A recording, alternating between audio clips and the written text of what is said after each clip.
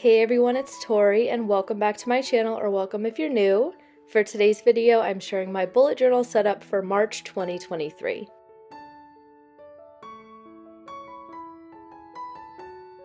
As always, I'm starting out with a flip through of last month, and for my February theme, I did a We Go Together like theme. I think all of these perfect combinations was a really good Valentine's Day theme alternative, and if you want to see this setup, I will have it linked in the cards and down below if you are interested.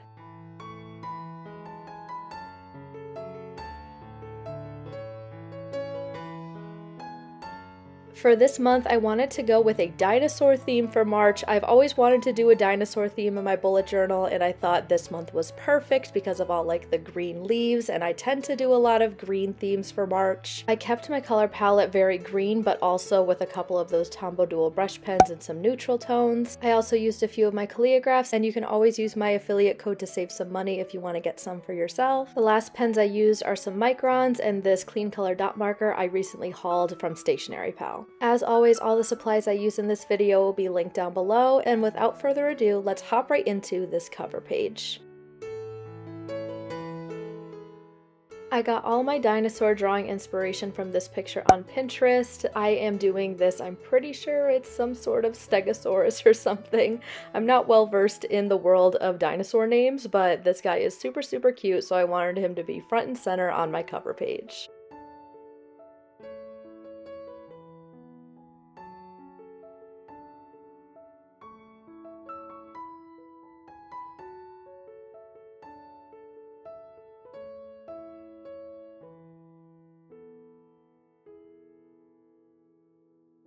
I'm using my Archer and Olive calligraph pen in olive to do all of my headers in this really simple all caps lettering. And then for my dinosaur, I wanted to keep everything pretty neutral because I knew I was going to be drawing a lot of leaves with a lot of green tones.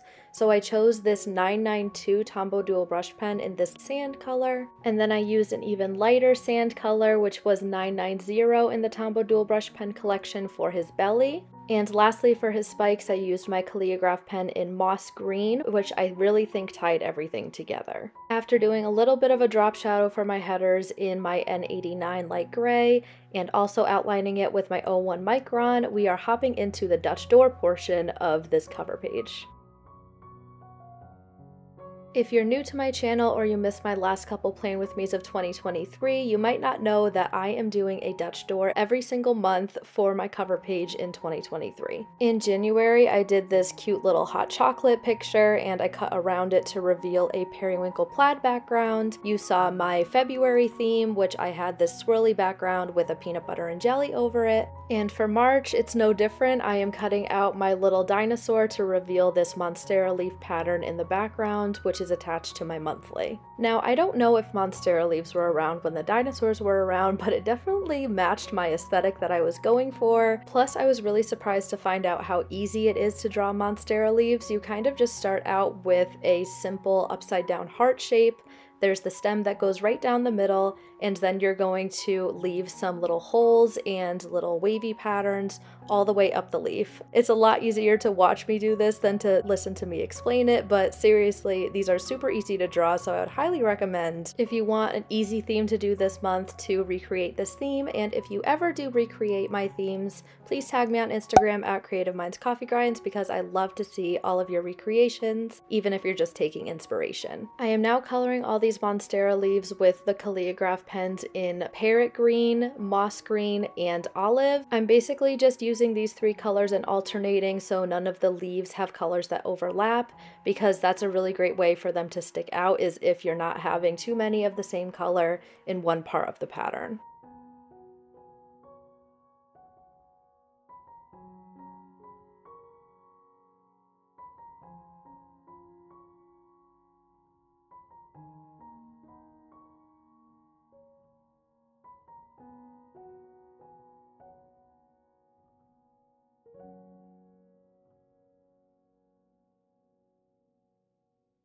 With my cover page complete, we are now moving on to my dashboard spread, which I've had every single month this year so far. In January, I put dashboard at the top. In February, I put February at the top of this spread, and I didn't do any headers on my cover page. I've slowly realized that I missed the header, like the monthly header on the cover page being such a prominent feature in the cover page, because I haven't done it for the past couple months. So I decided to actually put March on my cover page and put dashboard at the bottom of my left spread. I think I like this layout a whole lot more than in my January and February spreads because it's actually labeling what the cover page is and what the dashboard is. I know it's really not that big of a deal in the grand scheme of things, but it was just messing with my head, so I'm glad I found a layout that I actually like. But for my dashboard, I have a place for events, a place for my general to-do list throughout the month, what my monthly focus is based on my goals, and then this tiny little dinosaur egg and monstera leaf in the corner to go along with my dinosaur theme.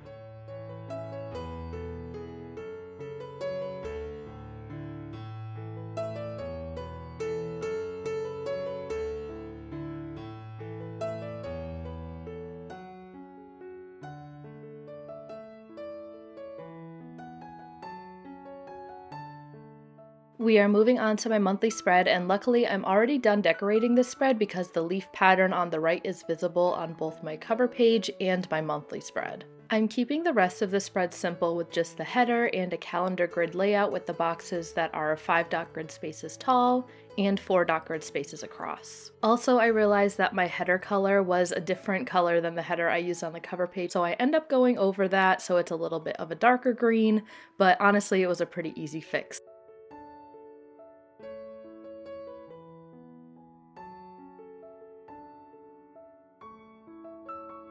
For the place where I'm marking the days of the week on the top of the calendar, I'm just using my green markers that I've been using throughout this video to make these blobs, and then I'm just writing in my regular handwriting SMTWTFS, which is Sunday, Monday, Tuesday, and so on. Then I'm just taking my Zig Clean Color dot marker in platinum gray to make these dots in the upper left corner to write all the numbers on my calendar. And as I mentioned in the beginning of this video, I recently got this marker from Stationery Pal, and if you want to get some Zig Clean Color dot markers for yourself, and you definitely should, they're amazing markers. I do have an affiliate code with Stationery Pal if you want to save some money.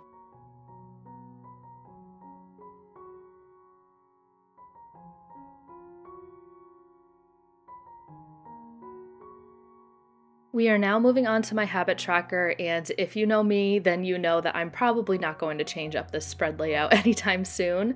It is still the 9 habit grids that I've been doing all of 2023 so far, and it's just a layout that works for me, so I'm going to keep doing it until it doesn't work for me anymore. But if you're new here, I just do these mini calendar layouts that match the March calendar that I did on the spread previously, and I use this to track many different habits such as making my bed, flossing, walking, washing my hair, being productive, all that kind of stuff. And most of the time my habits don't really change, aside from like 1 or 2. Truly the only thing that's going to change about this habit tracker from last month is the color palette, the header, and these doodles that I'm doing at the bottom right now. I got this tropical leaf doodle inspiration again from Pinterest, and I will have that picture on the screen right here if you want to get inspiration and recreate this theme for yourself. I finally understand why there's so many tropical leaf and just like houseplant themes in general out there in the bullet journal world, because truly these are so easy to draw and they come out great pretty much every single time. So if you're just starting out bullet journaling, or you've been bullet journaling for a while and you're kind of in a slump, a plant theme is truly the way to go.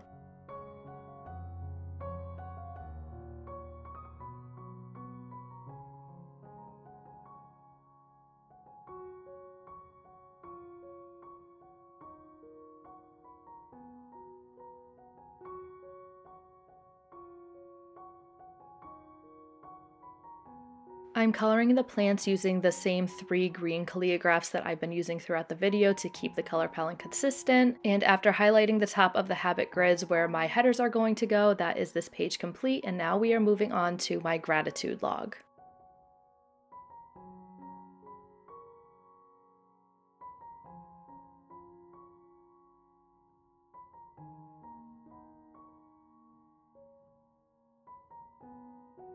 I ended up changing my gratitude log a little bit from last month. I had this grid layout that was 8 dot grid spaces across and 3 dot grid spaces down, but this time I'm just doing a simple 2-column list format, if you will, and then for my doodle on this page, to keep consistent with the theme, I have this cute little dinosaur egg at the bottom, and after highlighting everything in my light gray Tombow, that is this page complete. It was super simple, super easy, and we're going to be getting into some more tracker spreads, so stay tuned.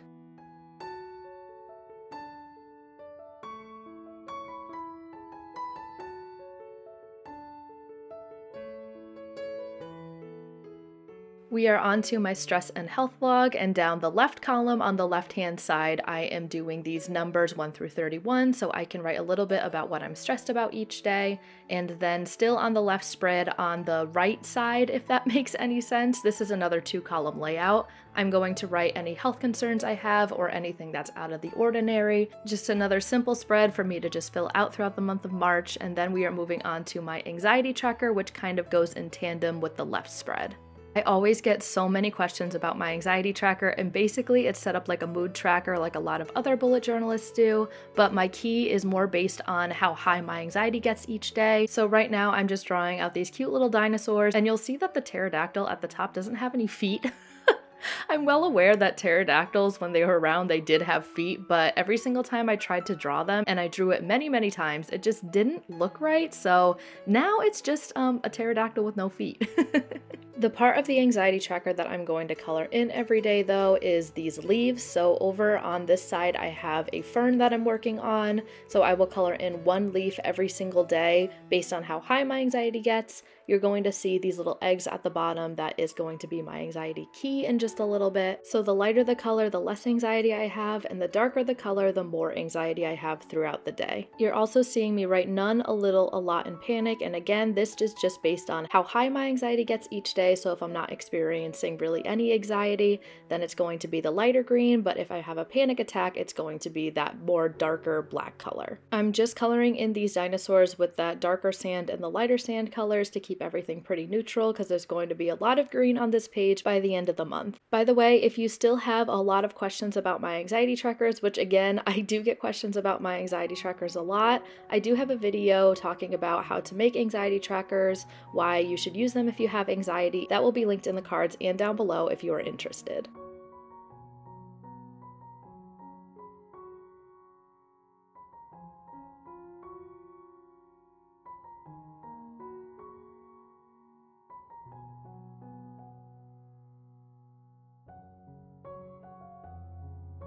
We're moving on to my reading log and my content log, and these are 2 of probably like the most boring spreads of this setup. I say boring because they are just strictly functional. I do not have any doodles on these spreads, and I feel like that's what I'm more leaning towards this year, is more functional than doodly. It definitely doesn't look as pretty as my prior spreads, say from like 2021 and 2022, but I used to spend so much time trying to figure out how to fit doodles on every single page of my bullet journal, even if they were so small that it didn't really even matter if they were there or not. But now I'm in a phase of my life where if the spread is just functional, I'm okay with that. I was finding that in addition to spending all this time trying to figure out what doodles to fit on each spread, I was also losing some functionality if the doodle ended up being in a spot where I needed to write something during the month. So as much as I love doodling and I love when my spreads look complete with doodles, if it's taking away from the functionality, that is the sole purpose I am bullet journaling right now, then I am just not going to include them. So on the left side, I have space to track all the audiobooks I listen to throughout the month and the percentages I'm getting to each day. And then on the right spread is for me to write down what I'm posting on all my social medias for my bullet journaling every single day for Instagram, TikTok, and YouTube. We are now on the last spread of this setup, and this is my March in review. I love filling out this spread every single month, and I've actually changed up the layout from last year. So now I have space to write things that I'm remembering, things that I'm loving, watching, reading, and listening to throughout the month. The left side of this spread is pretty much the same as February, but I changed up a little bit on the right side of the spread with what I'm watching, reading, and listening to. I've completely omitted this like check-in graph that I was using. I only used it in January. I didn't even fill it out for February, so I've omitted that completely. And now I have room to make this cute little dinosaur right at the bottom next to what I am listening to.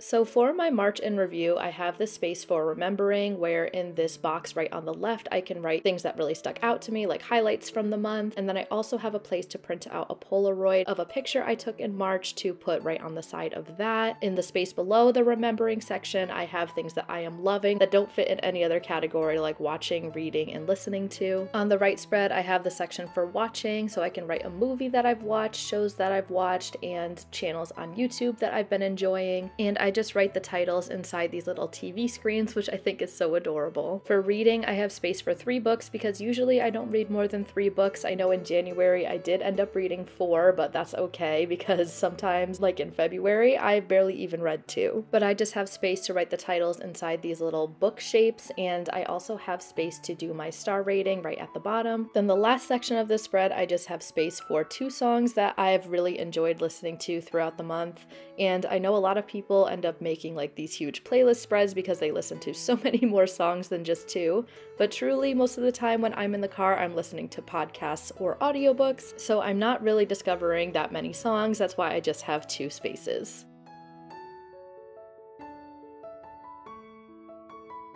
The last part of this video, I'm going to be showing you how I fixed my mistake. I didn't really love how these green highlights turned out in my remembering box, so I'm just covering it up with a piece of paper. I cut it down to size, just pasted it right in with my Tombow tape runner. It's not from this journal, so it looks a little bit more gray compared to the Archer & Olive bright white paper. I'm trying to be okay with it though, and I'm just going to leave it. Now we are entering the final flip through portion of today's video, and I want to encourage you all to comment down below what your March theme is this year in your bullet journal. And please also leave a dinosaur emoji in your comment if you made it this far into the video. Thank you so much for watching my video all the way through. It truly means the world to me.